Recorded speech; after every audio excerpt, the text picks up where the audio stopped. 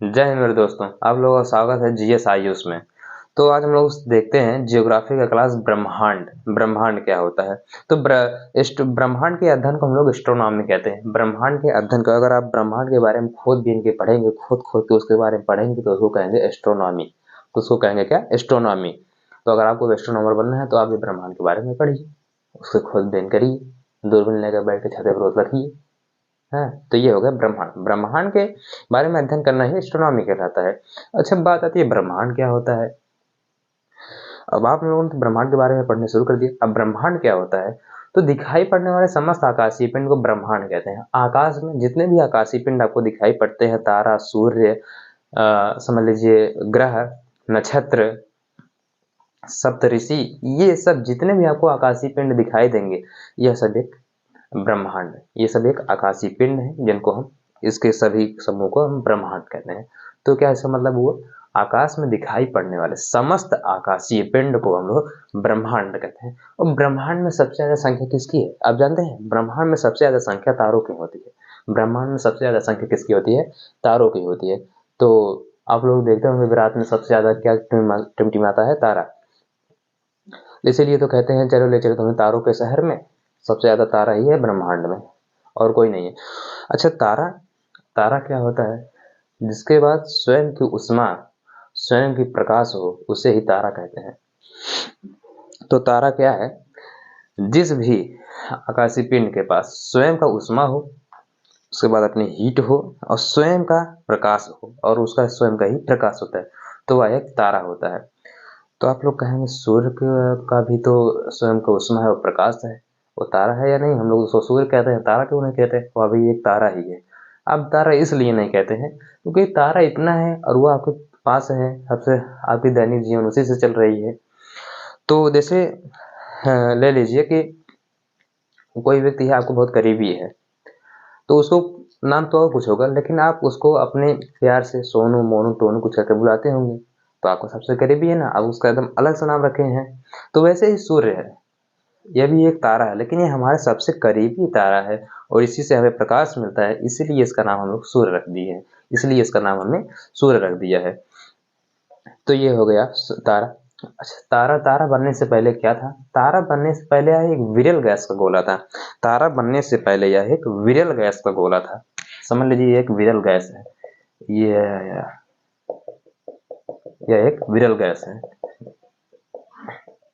यह एक विरल गैस है।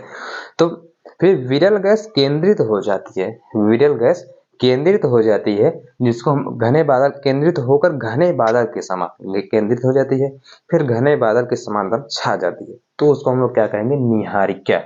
ये समझ लीजिए अब हो गई निहारिका। ये हो गया निहारिका। अब निहारिका, फिर निहारिका में क्या होता है? इसमें संलयन की क्रिया शुरू होती है। निहारिका में संलयन विधि द्वारा दहन की प्रक्रिया शुरू हो जाती है। जब दहन की प्रक्रिया शुरू हो जाएगी तब यह तारा का रूप ले लेता है। अब कोई भी चीज हो तो उसको आप जलाएंगे, खाना बनाएंगे, पहले उसको कोई मिला देंगे, फिर उसको दहन करेंगे, तब वो उसका पूरा रूप हो जाता है। तो वैसे इसका भी है, निहारिका है, फिर इसमें संलयन विधि द्वारा दहन की क्रिया प्रारंभ होती है, तब यह हो जाता है, तारों का रूप ले लेता है, तब यह तारों का एक रूप ले लेगा। ये हो जाएगा तारा। अच्छा, यह किसमें किसमें, अच्छा संलयन किसमें होता है? तो हाइड्रोजन का संलयन सूर्य में, हाइड्रोजन का संलयन हीलियम में हो जाता है। सूर्य में, तारा में हाइड्रोजन का संलयन हीलियम में होता है। तो तारों का हाइड्रोजन में संलयन हो जाता है, जिसके कारण वह तारों का रूप लेता है निहारिका से। तो अच्छा, तारों का रंग लाल कितना होगा? तारों का रंग उसके पृष्ठ ताप पर निर्भर करता है। तारों का रंग उसके पृष्ठ ताप पर निर्भर करता है। अच्छा, पृष्ठ ताप क्या होता है?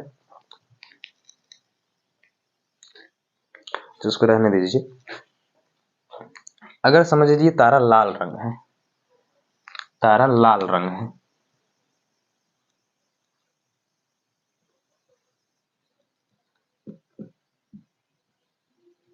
तो यह इसका निम्न ताप है। सबसे, समझ लीजिए बहुत कम ताप पर है, निम्न ताप।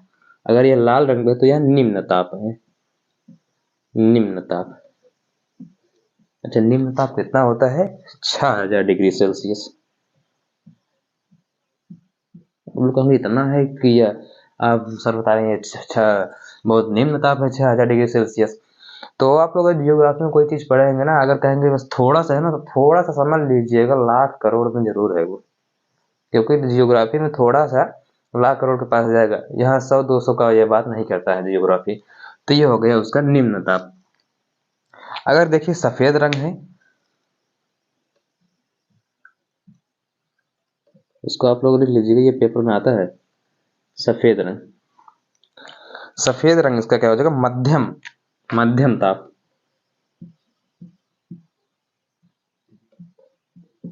मध्यम ताप। मध्यम के ताप के बाद सबसे ज्यादा कौन आएगा इसमें बात, नीला रंग।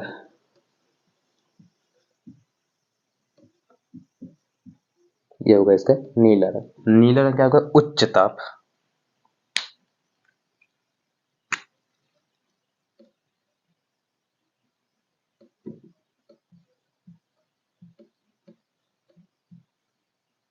उच्च ताप। ये हो गया तारों का रंग। तारों का रंग उसके पृष्ठ ताप पर निर्भर करता है। जिस जैसा उसका जितना ताप रहेगा उसी हिसाब से उसका रंग होगा। अगर सबसे बहुत कम उसका ताप है, निम्न ताप है, तो उसका रंग हो जाएगा लाल रंग। अगर थोड़ा निम्न और उच्च के बीच रहेगा तो उसका रंग हो जाएगा सफेद। अगर उसका उच्च ताप है तो उसका हो जाएगा नीला रंग। ये हो गया तारों का रंग, उसके पृष्ठ ताप पर निर्भर करता है तारों का रंग। अब हम लोग देखते हैं इसके आगे, तारों का भविष्य। तारों का भविष्य किस पर होता है, तारों का भविष्य उसके द्रव्यमान पर निर्भर करता है। तारा कब नष्ट होगा, तारा आगे चलकर क्या बनेगा, उसके द्रव्यमान पर निर्भर करता है तारों का भविष्य। तो हम इसको देखते हैं तारों का भविष्य।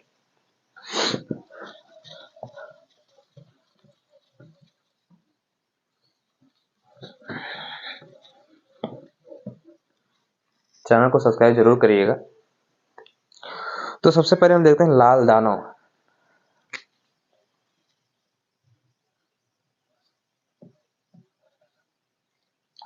बताएंगे लाल दानव क्या होता है। लाल दानव, ध्यान से सुनिएगा लाल दानव क्या होता है। जब तारे का सूर्य, जब तारे का ईंधन समाप्त होने लगता है, जब तारे का ईंधन समाप्त होने लगता है तो वह लाल दानव का रूप ले लेता है। अब कोई भी चीज हो, उसके अंदर जो चीज जल रही है वो एक समय तो आएगा, वो समाप्त होना ही है, समाप्त होना ही है। तब जब तारों का ईंधन समाप्त हो जाएगा, जो उसके अंदर वो दहन क्रिया प्रारंभ चल रही है, अगर उसमें वो सभी खत्म हो जाएंगे, समझ लीजिए लकड़ी वो फिर सब खत्म होगी उसमें, तब वो लाल दानों का रूप ले लेगा। अच्छा, लाल दानों का रूप ले लिए। अब इसके बाद क्या हुआ, लाल दानों का रूप ले लिए तो इसमें दो केस बनते हैं। लाल दानों का रूप लेने के बाद दो केस बनते हैं। लाल दानों कब बनता है, जब ईंधन समाप्त हो जाता है।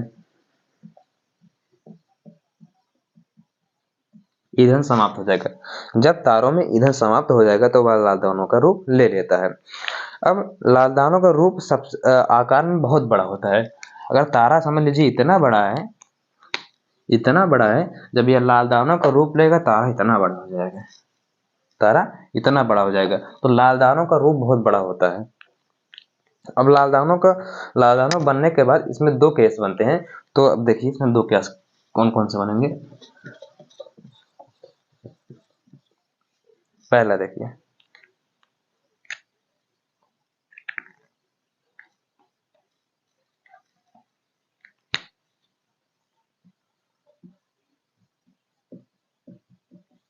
केस फर्स्ट क्या बनेगा, यदि लाल दानों का रूप, यदि लाल दानों का द्रव्यमान, हमने अभी आपको बताया था कि लाल दानों का सूर्य तारों का भविष्य उसके द्रव्यमान पर निर्भर करता है।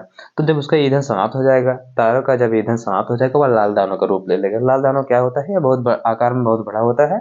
और जब सूर्य का जो समझ लीजिए सूर्य या तारों का जब ईंधन समाप्त होने लगता है तो वह लाल दानों का रूप ले लेता है।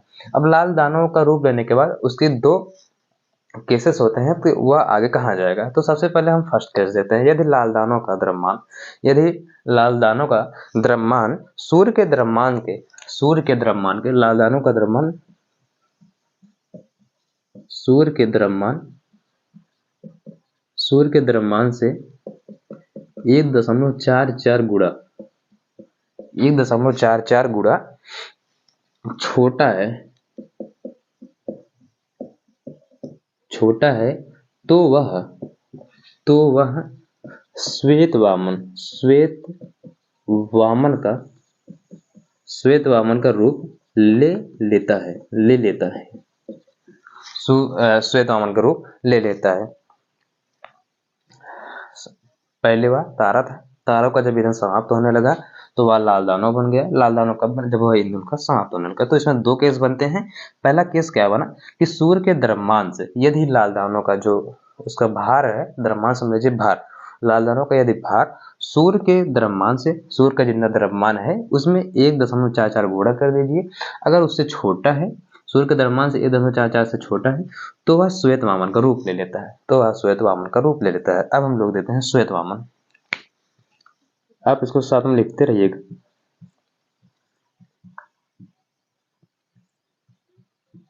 अब हम लोग देते हैं श्वेत वामन। श्वेत वामन क्या होता है? इसे जीवाश्म तारा कहते हैं। श्वेत वामन को जीवाश्म तारा कहते हैं। जीवाश्म तारा, श्वेत वामन को हम लोग जीवाश्म तारा कहते हैं। श्वेत वामन को जीवाश्म तारा कहते हैं। यह छोटा तारा अंतिम, यह छोटे तारों का अंतिम रूप होता है। एक मिनट, मार्कर कहाँ गया?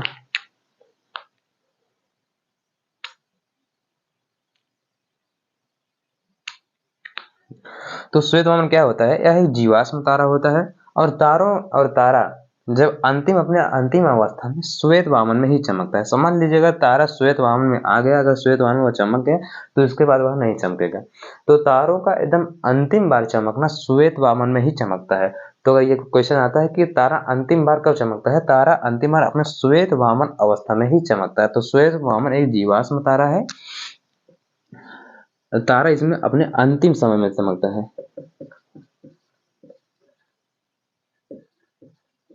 अंतिम समय में छोटा तारा, इससे छोटा, इधर सूर्य के द्रव्यमान से छोटा तारा चमकता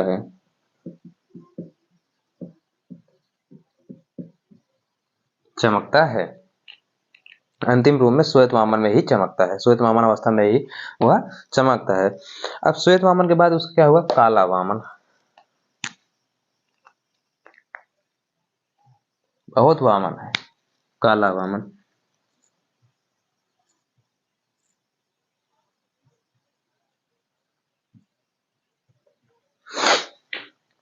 अच्छा, काला वामन क्या है?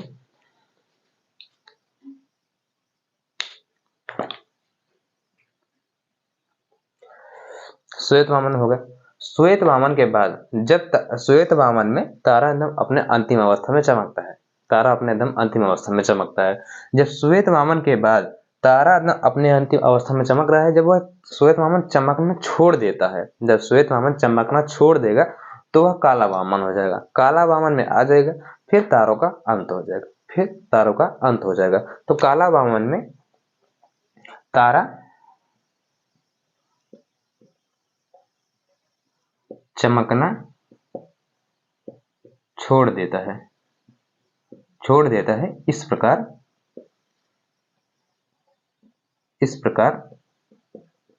तारों का अंत हो जाता है। इस प्रकार तारों का अंत हो जाता है। तो ये हो गया केस फर्स्ट। केस फर्स्ट में क्या होगा? सूर्य का द्रव्यमान केस फर्स्ट में क्या होता है कि यदि लाल दानव का द्रव्यमान सूर्य के द्रव्यमान से 1.44 गुणा से छोटा है तो वह श्वेत वामन में आ जाएगा। श्वेत वामन जीवाश्म तारा होता है। तारा अपने अंतिम अवस्था में श्वेत वामन में ही चमकता है। जो श्वेत वामन चमकना छोड़ देता है तो वह काला वामन में आ जाता है। काला वामन अवस्था में आ जाता है। फिर तारा यहाँ काला वामन में तारा चमकना छोड़ देता है। इस प्रकार तारों का अंत हो जाता है। जब चमकना छोड़ देगा तो वह तारों का इसी प्रकार में अंत हो जाएगा। ये होगा केस फर्स्ट में। अब केस सेकंड हम अगली क्लास कल करेंगे। अगर इस अगली क्लास को आपको देखना है तो वीडियो को लाइक करिएगा, चैनल को सब्सक्राइब जरूर करिएगा। तो जय हिंद।